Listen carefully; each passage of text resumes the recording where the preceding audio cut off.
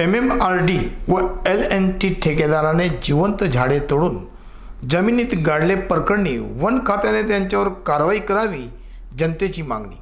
MMRD प्रकल्पाद्वारे मीरा भाईंदर व वसई विरारसाठी सूर्यानगर तलवाडा ते घोडबंदरपर्यंत महामार्ग लगत जमीन खोदून त्यात पाईप टाकण्याचं काम सुरू होता।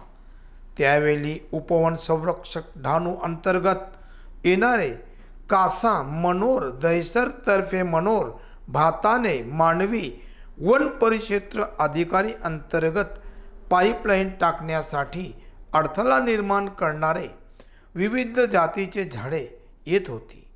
त्यांचे रीतसर वन कर्मचाऱ्यांकडून किती झाडे येत आहेत याची नोंद घेण्यात आली आहे। ते लाकडे वन विभागाच्या डेपोवर नेण्यात आले, परंतु काही झाडे LNT ठेकेदाराने पोकलेन व JCB मशीनद्वारे पाईपलाईनच्या बाजूला जमिनीत पुरण्याचे काम केले आहे, म्हणून जिवंत झाड गाडण्याचा गुन्हा दाखल करून MMRD प्रकल्प व ते काम करणारा LNT ठेकेदारांवर वन विभागाकडून कायदेशीर कारवाई करावी अशी मागणी जनतेकडून केली जात आहे।